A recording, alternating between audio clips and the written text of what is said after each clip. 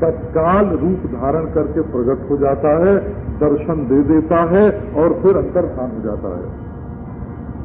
अब हम जो शैव शाक्त गाणपत्य गौड़ वैष्णव हैं, उनकी बात आपको सुनाते हैं। उनके मत में ये सारी सृष्टि जो है ये ईश्वर रूप है। मूर्ति पूजा का विज्ञान यहां से प्रारंभ होता है। ईश्वर ही आकाश के रूप में प्रकट हुआ, फिर वायु के रूप में प्रकट हुआ, फिर अग्नि के रूप में प्रकट हुआ, फिर जल के रूप में प्रकट हुआ, फिर पृथ्वी के रूप में प्रकट हुआ। ये क्रम माने चाहे न माने, इसमें हमारा तात्पर्य नहीं है।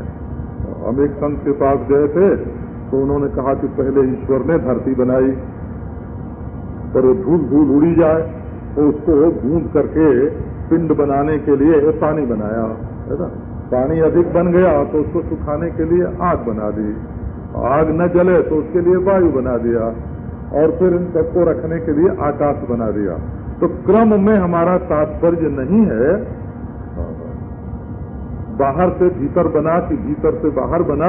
ईश्वर बाहर से भीतर भी बन सकता है और भीतर से बाहर भी बन सकता है, क्योंकि वो सर्वरूप है। वेदांत दर्शन के अंतरा विज्ञान मनुष्य अधिकरण में इस बात का विचार है। क्रम से उत्पत्ति हुई इसका भी उपनिषदों में वर्णन है, और बिना क्रम के उत्पत्ति हुई इसका भी वर्णन है। परंतु ये बात जरूर है कि ईश्वर इस सृष्टि के रूप में आया। जब ईश्वर इस सृष्टि के रूप में ही प्रकट हुआ तो वो स्त्री भी है और पुरुष भी है। स्त्री के रूप में भी ईश्वर की पूजा होती है। माता साक्षात ईश्वर है, बहन साक्षात ईश्वर है, बेटी साक्षात ईश्वर है, और पत्नी की भी ईश्वर के रूप में पूजा होती है। हो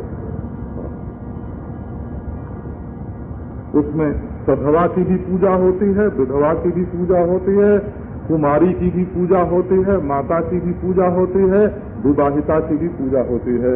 हमारे शास्त्र संप्रदाय में अपनी पत्नी की भी पूजा की जाती है। 1650 जैसे सिंहासन पर बैठा के देवताओं की होती है ऐसे। और पुरुष की भी पूजा होती है। पति तो परमेश्वर है ही है, पिताजी तो परमेश्वर है ही है। श्री वल्लभाचार्य जी महाराज के सब पुत्र परमेश्वर के स्वरूप हैं, पुत्र के रूप में परमेश्वर। अब देखो, हम लोगों का ईश्वर, ये बात आंख से देखने पर नहीं मालूम।